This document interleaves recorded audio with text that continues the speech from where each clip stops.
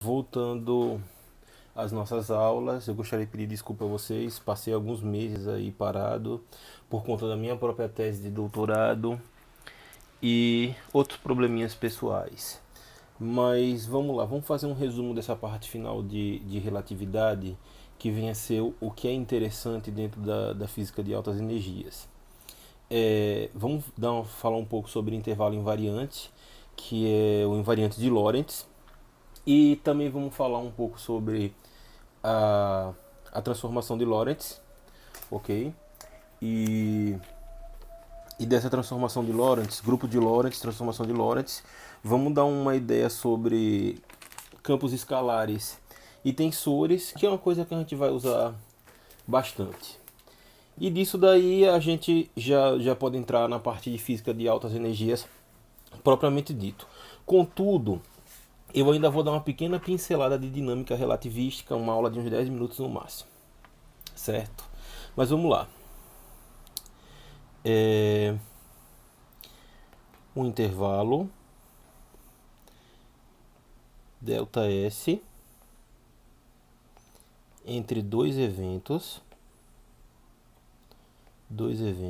infinitesimais,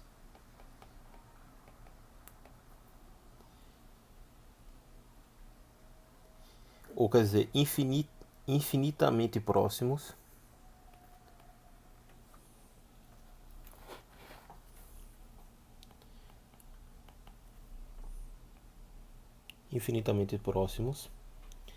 com coordenadas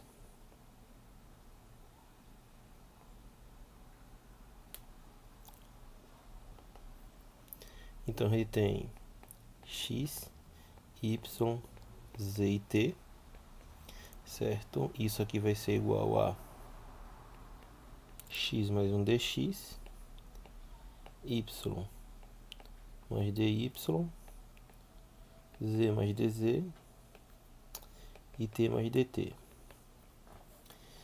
É definido, né? Esse intervalo ele é definido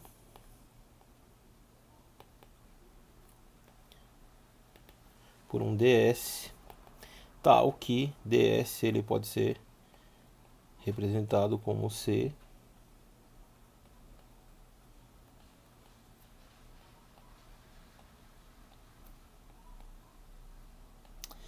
dz ao quadrado, ok?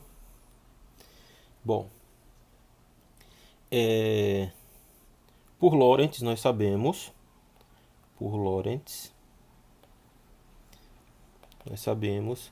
que dt' ele vai ser,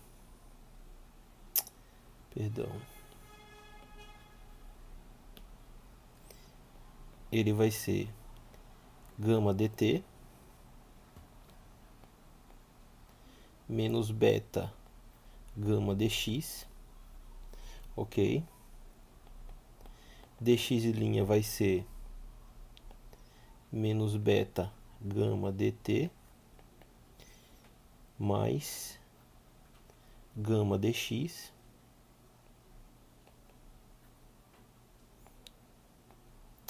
e d y' igual a dy, dz' igual a dz, ou seja, nós temos que nós estamos indo na direção do eixo x, ok? Então, é muito fácil demonstrar, entendeu? É fácil demonstrar. E eu convido a vocês a fazerem isso como um exercício, certo? É fácil demonstrar que dois pontos delta S ao quadrado, linha, é igual a delta S ao quadrado, ok? Quando isso daqui acontece, certo? Nós dizemos que nós temos um invariante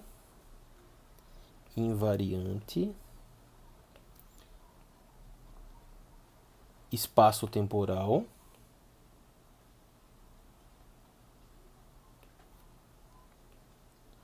ou invariante de Lorentz. Invariante de Lorentz. E esse é um conceito extremamente importante. Extremamente importante. Por quê? Porque nós vamos ver que a gente vai fazer transformações na física de altas energias com em sistemas diferentes, no qual uma das coisas que nós vamos buscar é justamente essa questão, que eles sejam invariantes na transformação de um sistema para outro. A gente vai ver essa ideia com calma, certo? Mas isso é um resultado muito, muito importante, ok? Vamos dar uma olhada agora no que vem a ser o grupo de Lorentz, ok? E também a gente podia ver o chamado grupo de Poincaré, certo? Poincaré é um físico muito famoso que, inclusive, encontrou muitas das coisas da relatividade antes de Albert Einstein, mas a relatividade, obviamente, é uma descoberta de Albert Einstein.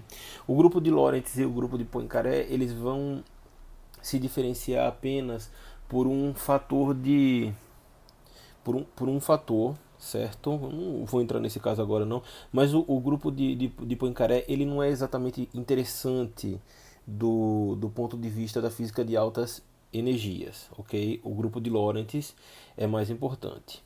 Então vamos lá. Vocês vão me perdoando aí se eu fizer algum erro, se eu falar algum erro, entendeu? Porque, por incrível que pareça, existe uma pressão, mesmo a gente gravando a aula. É a transformação que deixa invariante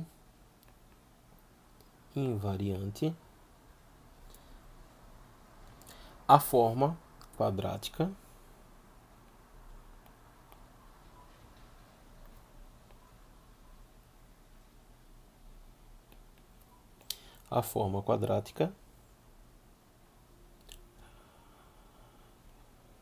a forma quadrática x de mi, y de mi, certo? Se essa forma daqui ela é invariante, entendeu? E uma das maneiras da gente escrever isso daqui poderia ser da seguinte maneira: eu poderia escrever x de mi, certo? Y de ni, ok? Multiplicado por uma matriz mi, ni, em que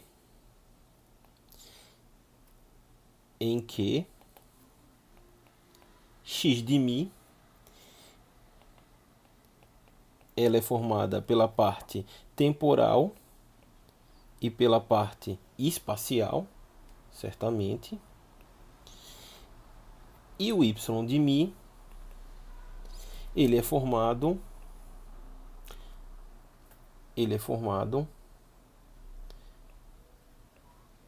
por uma parte temporal também e uma parte temporal, que a gente está vendo aqui ela com um sinal negativo.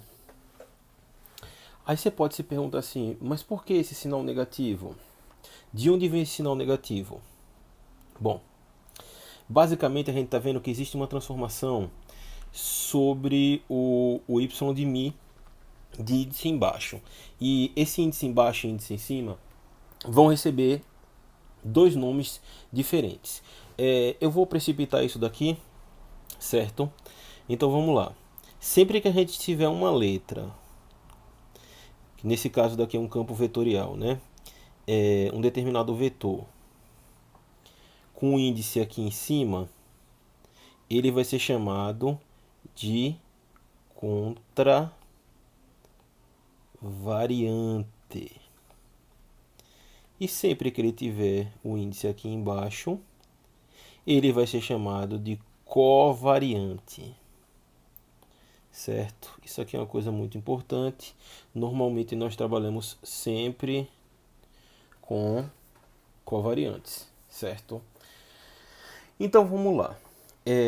Vamos pegar aqui o y de mi covariante, certo? o y de mi covariante. E a gente vai ver que ele tem a seguinte representação. Ele tem a representação de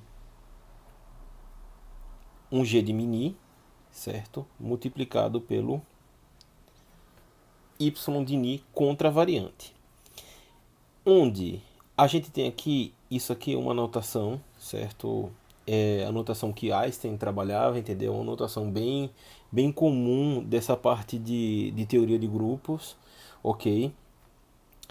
E esse G de mini aqui é chamado de métrica de Minkowski, certo? Isso aqui é a métrica de Minkowski, certo? Eu recomendo que vocês deem uma olhadinha na internet aí um pouco sobre o matemático Minkowski, certo? Que era muito amigo de Albert Einstein e tem um trabalho bastante importante dentro da própria ideia da relatividade, ok? Vamos lá. O que é que acontece? Vai haver uma contração, esse é o termo, entre esses dois aqui, de maneira que a gente vai obter como resultado esse y de mi aqui, certo?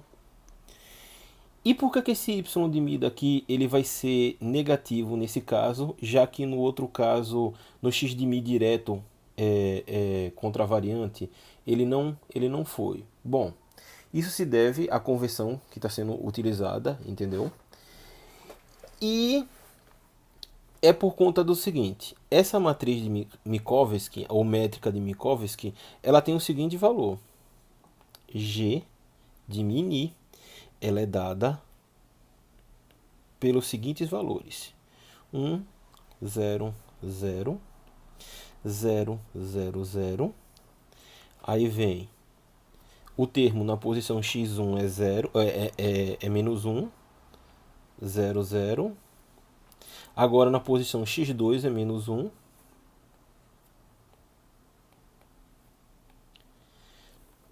Gente, isso aqui é uma representação.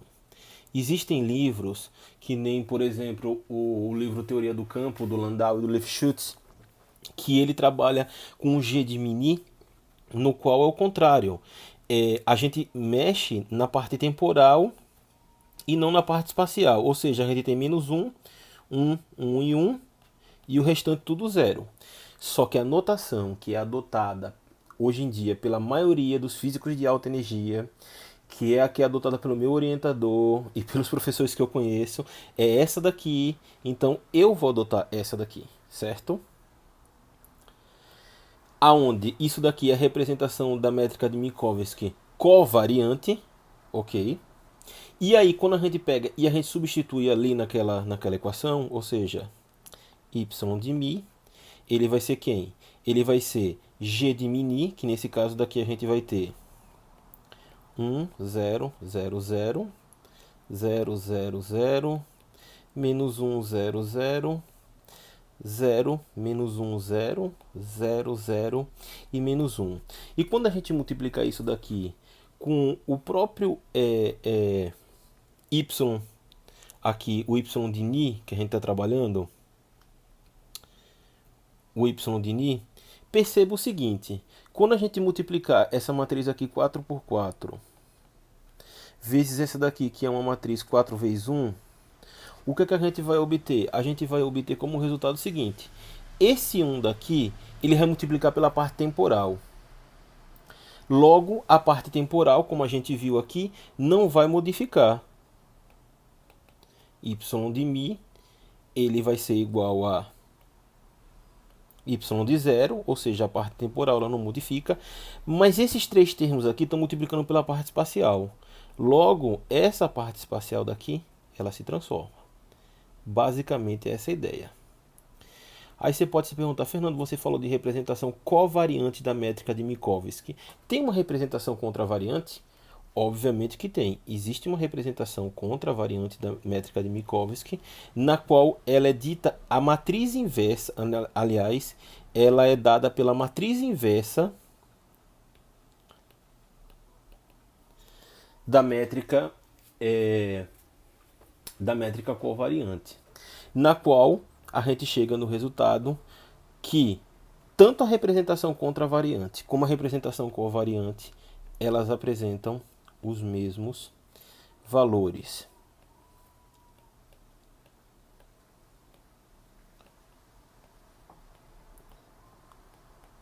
Ou seja, tanto a representação de contravariância como a de covariância, elas são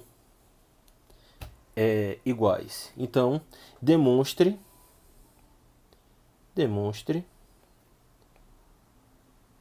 que G de μ é igual a G de μ, certo? Isso aí é muito fácil de ver, ok? Não tem problema, ok? Faz a demonstraçãozinha simples. Se tiver alguma dúvida pode me perguntar que eu demonstro, mas não vai ter trabalho nenhum, é só um problema matricial, ok? Multiplicação de matrizes. Bom, basicamente para você resolver isso daí, só para não perder tempo, basta você ver o seguinte: G de μ multiplicado pela inversa de G de μ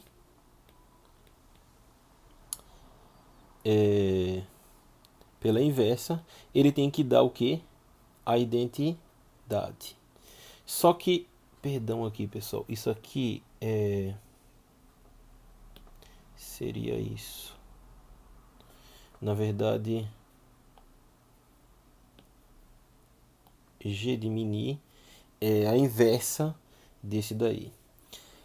Então, com isso em mente, basta a gente fazer essa demonstraçãozinha daqui, entendeu? A gente dá para ver que G de μ, a sua inversa, ela vai ser o G de μ. Isso aqui tem que ser a matriz de identidade. Fazendo uma continha simples, a gente vai obter esse resultado, ok? Gente, olha só, existem muitos conceitos que eu estou abrindo mão nesse caso, como por exemplo o grupo de Poincare e outras coisas, alguns tipos de transformações, ortocrômica, etc, etc, cone de luz, essas definições, porque isso aqui no caso não vem a ser extremamente importante dentro da física de altas energias. Eu estou fazendo um resumo com o que é importante nesse momento, ok? Então vamos dar uma checada agora nos campos escalares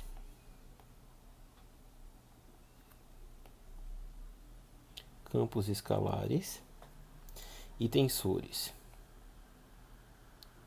Campos escalares e tensores. Aqui a gente vai fazer algumas definições que vão ser definições que a gente vai usar sempre dentro da física de altas energias, ok? Quando a gente for definir equações, etc, etc, etc. Vamos lá. Dado um campo escalar,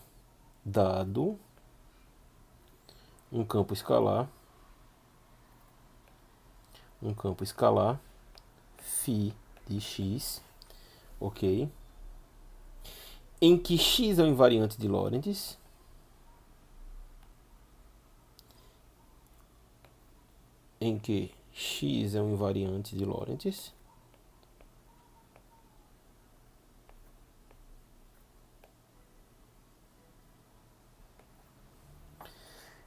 eu esqueci de fazer um pequeno detalhe. Vão ser ditos aqui que vão ser invariantes de Lorentz. Por exemplo, a gente estava falando aqui sobre o x de μ e y de ni. Para demonstrar que eles são invariantes de Lorentz, o produto desses dois, ou o produto de Minkowski, ele tem que ser igual. Ou seja, x de μ, y de μ, que a gente teria aqui, ele é igual a um x de μ, certo? Y de μ. É um exemplo. Se esses dois aqui forem iguais, aí a gente vai ter um invariante de Lorentz, ok? É um invariante de Lorentz. Claro que dá para notar que vai ser um invariante de Lorentz esse produto daqui. Basta ver que a gente vai ter uma métrica de Minkowski para os dois casos, o que vai dar que Nesse produto a gente vai obter uma parte temporal positiva, quadrática, e uma parte espacial que vai ser negativa nos dois casos. Então, isso daqui é um invariante de Lorentz por conta disso. E é isso que a gente está procurando dentro da física de altas energias, sempre está encontrando esse tipo de coisa, ok? X é um invariante de Lorentz, ok? É um invariante de Lorentz. E assim,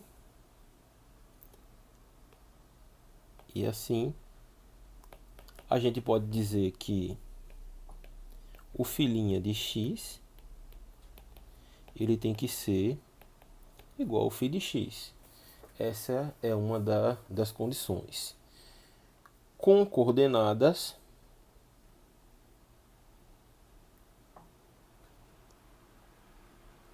em S' e S, respectivamente.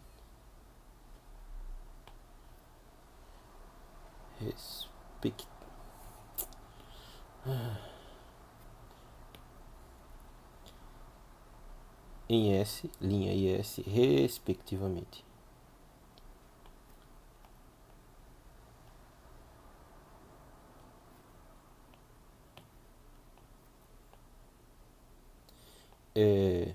X'0, X'1, X'2, X'3, X0, X1, X2 e X3.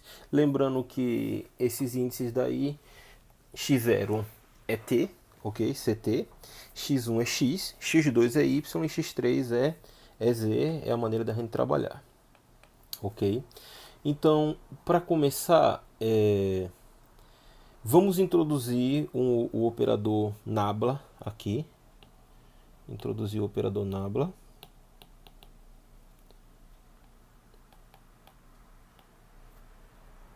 Introduzindo o operador nabla.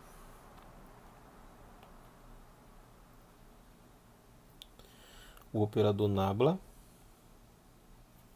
Ok. Então vamos lá. Vamos começar introduzindo o operador nabla covariante, certo? Nabla quadridimensional. Quadridimensional. Então, nabla covariante, ela vai ter como seguinte definição. Não esqueçam, essa é a definição que a gente vai usar a partir de agora, ok? Ele pode ser representado da seguinte maneira.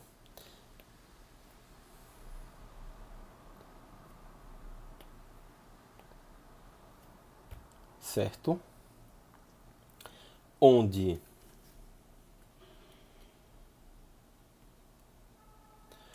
a gente vai ter aqui dRom de x0, dRom de x1, dRom de x2, dRom de x3, ok? Essa é a definição. E a gente também pode escrever da seguinte maneira: 1 sobre C, dRom de T, vírgula, o operador nabla, certo? Vetorial, que é a parte espacial. E aqui a gente tem que ele é um vetor covariante, ok? Bom, e assim a gente pode fazer o seguinte, e assim dRom de mi de φ, ok? Linha, ele é igual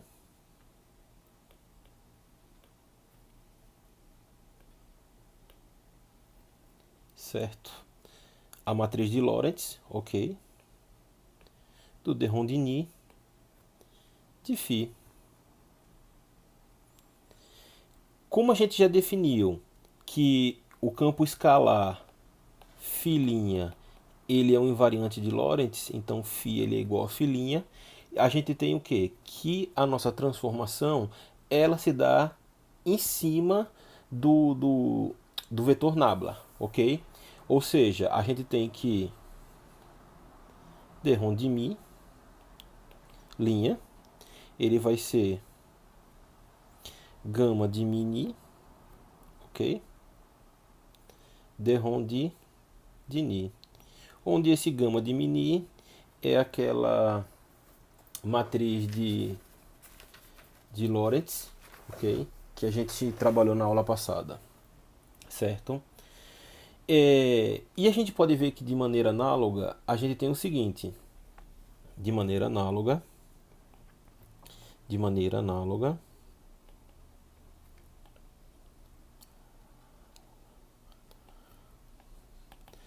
a gente tem o seguinte: para a forma contravariante,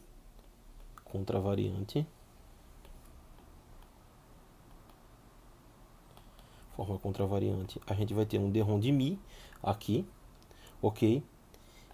A gente quer expressar ele na forma covariante, e para fazer isso a gente vai fazer o que? A gente vai colocar a métrica de Minkowski, ok? Então vai ser G de mini, certo? Vezes o derrom de ni. Essa é a maneira da gente expressar de forma covariante, certo? Bom, o que a gente tem aqui? A gente está fazendo essa transformação contravariante, certo? A métrica de Minkowski aqui, ela é contravariante, só que tanto faz ela ser contravariante como covariante. A gente sabe que ambas são iguais, como vocês podem ter demonstrado. E assim, se a gente pegar aqui de uma maneira, a gente vai ter aquela questão. Isso aqui vai ser 1, 0, 0, 0, 0, 0, 0, menos 1, 0, 0, 0, menos 1, 0, 0, 0 e menos 1. Quando a gente multiplicar essa matriz aqui, a métrica de Minkowski, pelo operador nabla, o que a gente vai obter como resultado? A gente vai obter como resultado que a parte espacial dela vai ficar com um sinal negativo. Ou seja, essa representação daqui ela vai ser dada da seguinte maneira: derrom de x0, derrom menos derrom de x1, ok? Derrom de x2, menos derrom de x2, derrom menos derrom de x3, né? É muito fácil você ver. Se você substituir aqui a matriz, se isso daqui é uma matriz coluna, obviamente isso aqui vai ser uma matriz linha. E ao você multiplicar essa matriz linha quártica aqui com a métrica de Minkowski, você vai obter esse resultado daqui, ok? Que a gente pode expressar também da seguinte maneira: 1 sobre C, derrom de T, ok? E o menos o operador aqui,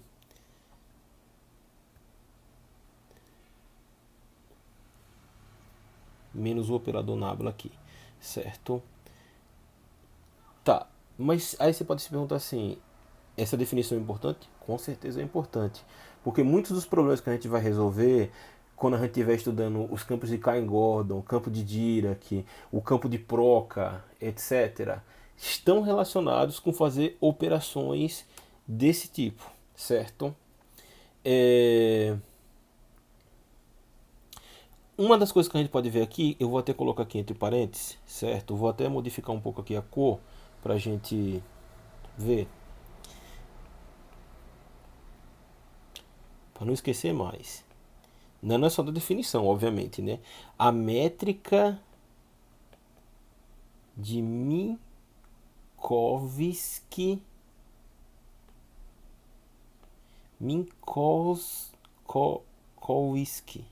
perdão, é um nome meio complicado. Se eu escrevi errado, me desculpe. A métrica de Minkowski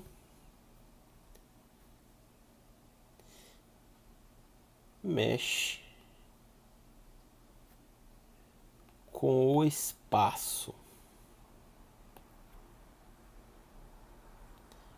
mas não com o tempo.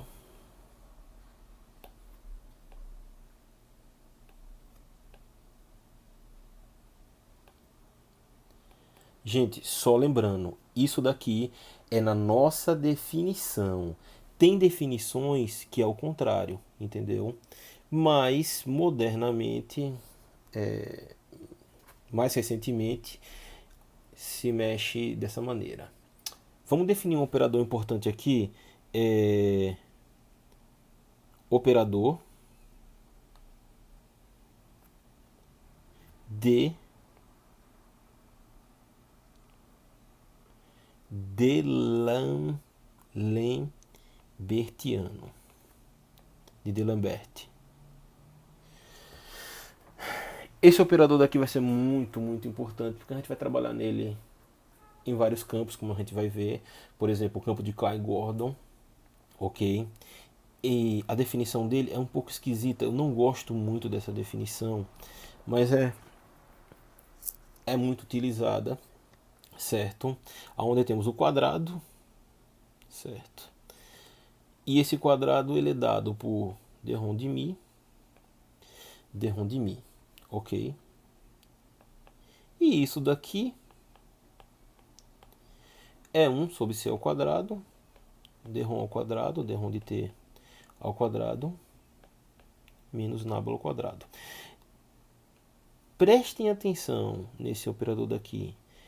Pela definição que a gente viu de invariante de Lorentz, basta ver que tanto a gente vê d rho de mi, ele vai ter o mesmo valor de a gente ter um d rho de ni, Ou seja, esse produto daqui, ele vai ser um produto de um invariante de Lorentz, ok? Então, tanto faz a maneira da gente escrever assim ou assim, dá no mesmo. Ele é um invariante de Lorentz. Então, vamos lá. Esse operador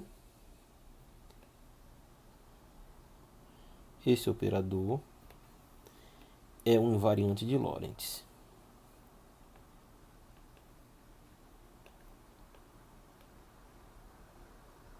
Tá quase terminando nossa aula aqui, certo? Ele é um invariante de Lorentz, ok? E esse vai ser bem importante, esses dois operadores, entendeu? Se a gente fosse fazer problemas agora referente à dinâmica relativística, a gente podia testar esses dois operadores, ou como a definição de vetores quadridimensionais, covariantes e contravariantes, pode ser utilizados, ok? Eu acho que até que vou fazer uma aula sobre isso, não tenho certeza ainda. Mas vamos lá. Só uma questão aqui que eu queria destacar é o seguinte: objetos com n índices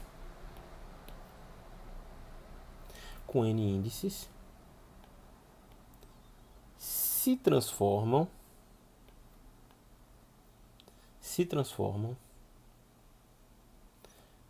com relação a cada um deles.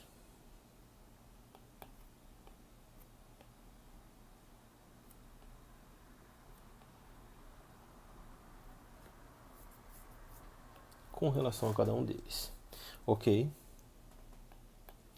Então, por exemplo, x de mini, repare, a gente está trabalhando dois índices, a gente vai ter o seguinte, a gente vai ter gama de mi lambda, gama de ni sigma, vezes x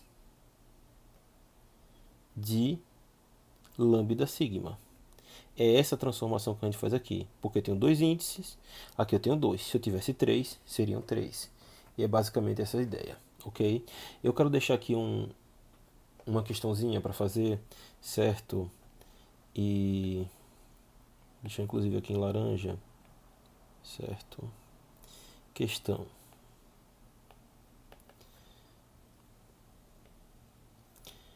Se o operador D D'Alembertiano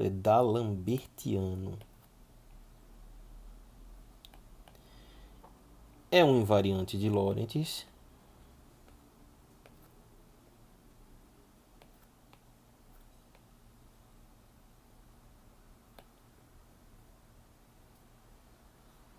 pelaquela questão que a gente já havia discutido, ou seja, d rho de mi seria igual a um d rho de ni, por exemplo, d rho de ni, daria o mesmo resultado, certo?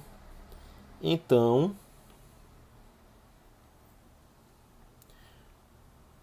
os produtos d rho de mi, d rho de ni e d rho de mi, d rho de ni são invariantes de Lorentz.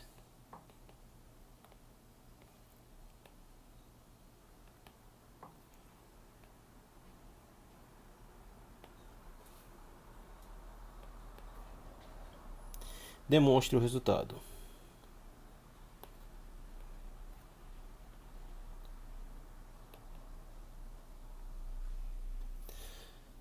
Esses operadores aqui, a gente vê eles caírem, por exemplo, na equação de Maxwell. No campo de Maxwell, a gente tem justamente esses operadores aqui. Então pense aí, vocês acham que eles são invariantes de Lorentz? Se sim ou que não, demonstre. A demonstração ela é simples, entendeu? Não requer nenhuma dificuldade. Gente, esses são os conceitos básicos que a gente vai utilizar dentro da parte de física de altas energias, ok? Eu estou parando a aula por aqui e a gente se vê na próxima, ok? Um abraço a todos.